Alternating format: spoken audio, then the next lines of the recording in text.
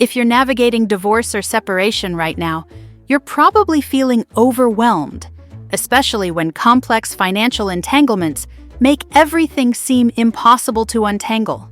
You're in the right place. This is the Soft Landing Divorce Podcast, where we prove that even in the midst of ending a marriage, you can move forward with dignity, clarity, and yes peace. But here's what makes us different. Ken and Sarah are going to share solutions and strategies that will open your eyes to things unseen by most approaches the divorce industrial complex never talks about. Today, they're revealing exactly how to secure a fair divorce settlement without emotional stress.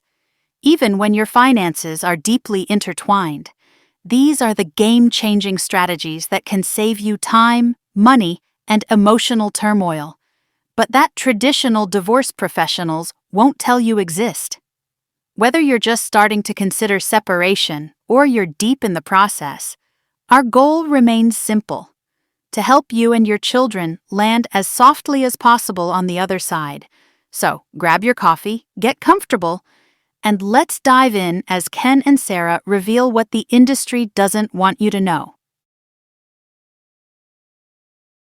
Hey everyone, welcome back. I've got something really eye-opening coming your way today, and it's about amicable divorce. Sarah here with Ken on the Soft Landing Divorce Podcast, and we're diving deep into this whole concept of peaceful separation, which honestly, when I first heard about it, I thought, how can divorce ever really be peaceful? Right. It's such a common misconception, People think divorce has to be this huge battle where everyone's fighting and lawyers are going at each other's throats.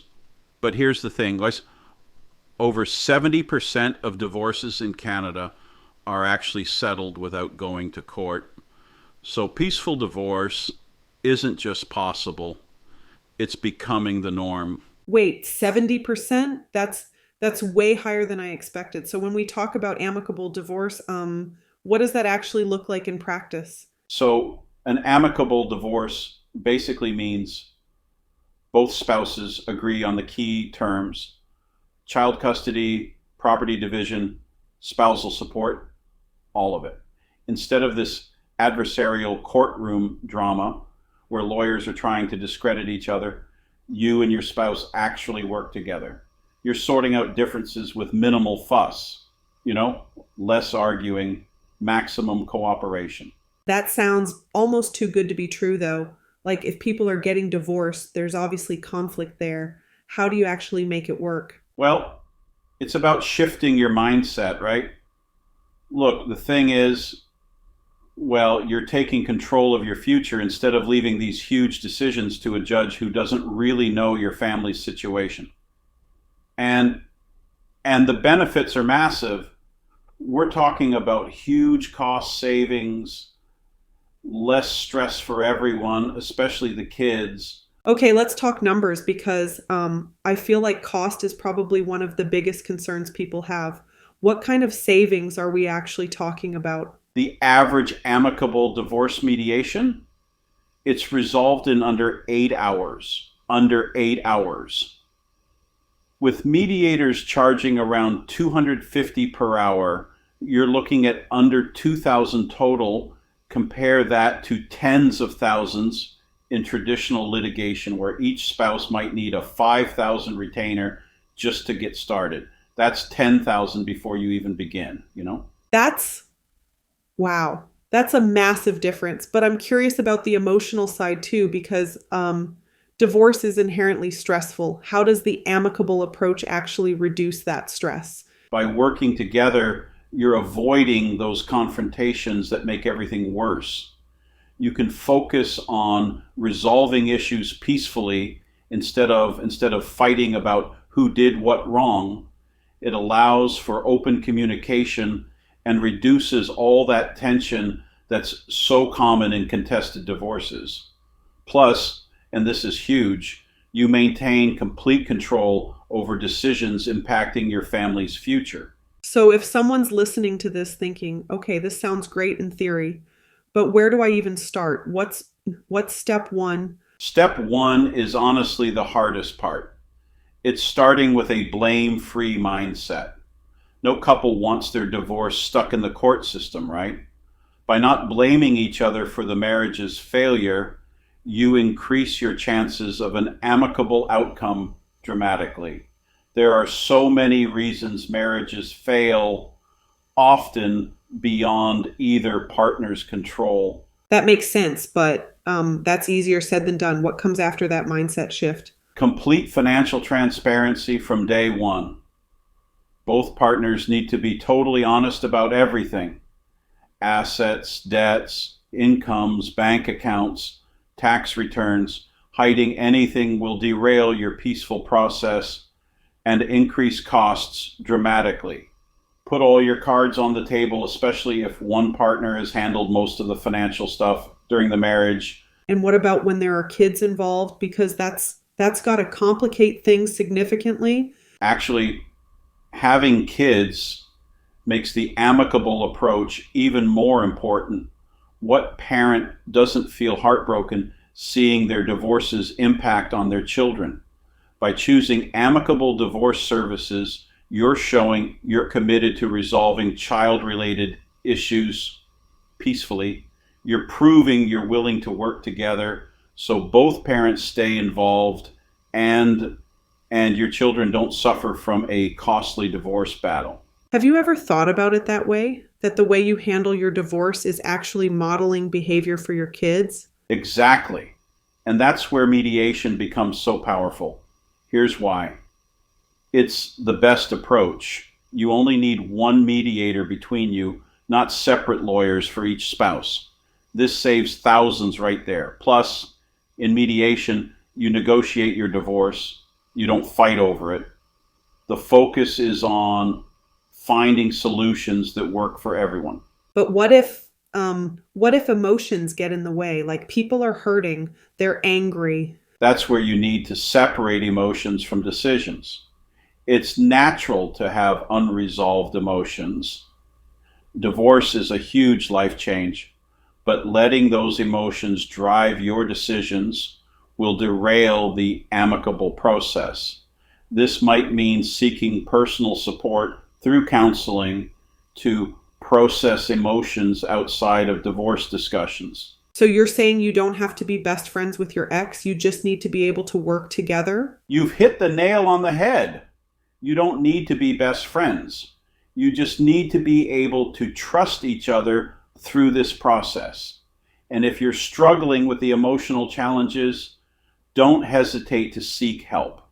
A certified divorce specialist can provide support tailored to your needs. Let's talk about what this actually looks like in practice. What goes into that separation agreement? A separation agreement is your legally binding document that outlines everything: property division, child custody, support payments. For a peaceful divorce, this agreement is crucial because it ensures both parties understand and agree to all terms. This document can be drafted with help from a mediator, avoiding that adversarial approach of traditional legal representation. And what about people who think their situation is too complex for mediation? Even the most intricate cases can be resolved through mediation. The process is flexible and can accommodate complex financial arrangements, challenging custody situations, complicated asset divisions. When needed, your mediator can coordinate input from financial planners, family law specialists, tax professionals, child specialists, business valuators. What if someone listening knows absolutely nothing about their family finances, like their spouse handled everything? You can still achieve a fair settlement. Start by documenting all financial information you're aware of: banking details, investment information, property details, retirement assets, outstanding debts. Many people discover they know more than they initially thought once they begin listing everything systematically. A certified divorce financial analyst can help you through this. That's really reassuring, actually. Now, I'm curious about timing. How long does this whole mediation process typically take? Divorce mediation in Ontario typically takes 2 to 6 months to complete. Most couples work through a series of structured sessions spread over several months. The timeline depends on issue complexity, cooperation between parties, session frequency, usually 2 to 3 hours every 2 to 4 weeks. Some straightforward cases resolve in 6 to 8 weeks. And what happens if you and your partner just can't agree on everything? Partial agreements are totally valid.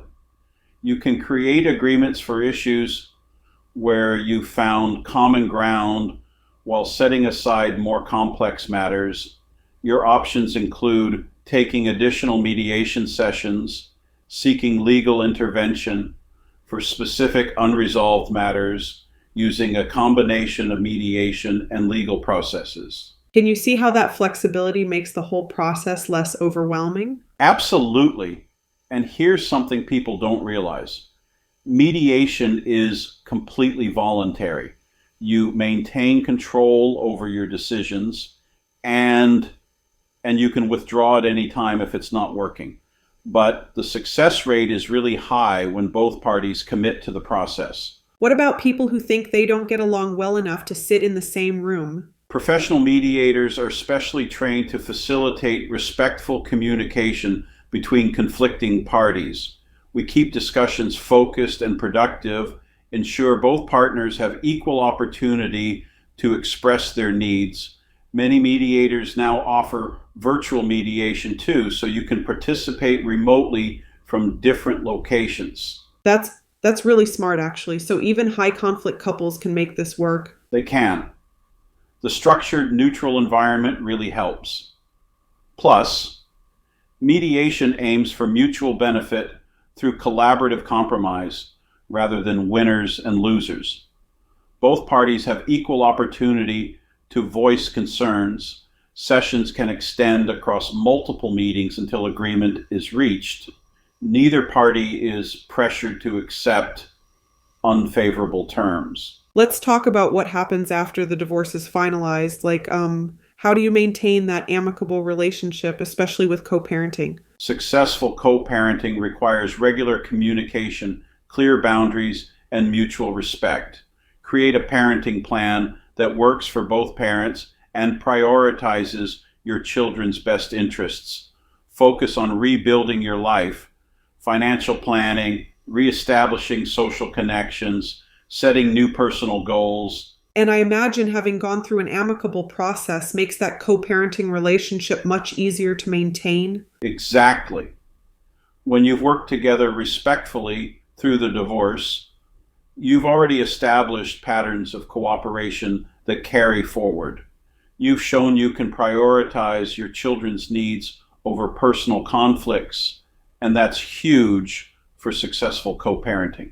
What are some of the biggest mistakes you see people make that derail this amicable approach? Don't sweat the small stuff.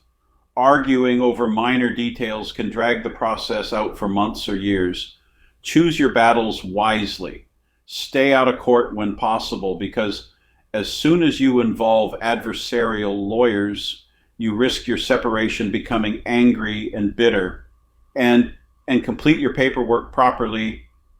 Address all legal matters clearly. So as we wrap things up here, what would you say to someone who's on the fence about whether amicable divorce is really possible for their situation? Look, divorce is never easy, but it doesn't have to destroy your family's future or drain your bank account. By focusing on communication, transparency, and professional mediation support, you can navigate this difficult time with dignity and respect. The path to peaceful divorce is available. It's practical, it's proven, thousands of couples have used it successfully. And on that note, I think this really challenges that assumption that divorce has to be this awful, destructive process. Ken, this has been incredibly enlightening. Thanks, Sarah. Remember, your future is worth protecting. Your children deserve parents who can co-parent effectively, and your peace of mind is priceless. Choose the amicable way and give yourself and your family the gift of a smooth, respectful divorce process. What might you do differently now that you understand amicable divorce? How might this shift your perspective on what divorce could look like for you or someone you care about? Stay curious, keep those questions coming, and until next time, keep exploring those possibilities for a softer landing. And that's a wrap on today's episode. Here's the truth. Divorce doesn't have to be the battlefield the industry often portrays. Whether you're navigating an amicable divorce or facing more complex challenges, you have more choices than you've been told, and definitely more strength than you may realize. If today's conversation hit home, here's how you can take action. First, subscribe to the Soft Landing Divorce podcast so you never miss these game-changing strategies for your family. Second, leave us a review. It's how other people desperately searching for hope find us. And if someone in your circle is struggling through separation, please share this episode. Sometimes the most powerful gift is showing someone they're not alone, and there's actually a better path forward. You'll find all our resources, show notes, and ways to connect right in the podcast description. Remember, we're not just dropping in once a week. We're building a community of people who know that divorce doesn't have to demolish families. Hit subscribe, because we're just getting started with what we want to share with you. Until next time, keep moving toward your soft landing. You've got this, and we've got you. That's Ken and Sarah. See you soon. Disclaimer. This podcast provides general information only, not legal advice. Consult a qualified attorney for guidance specific to your situation.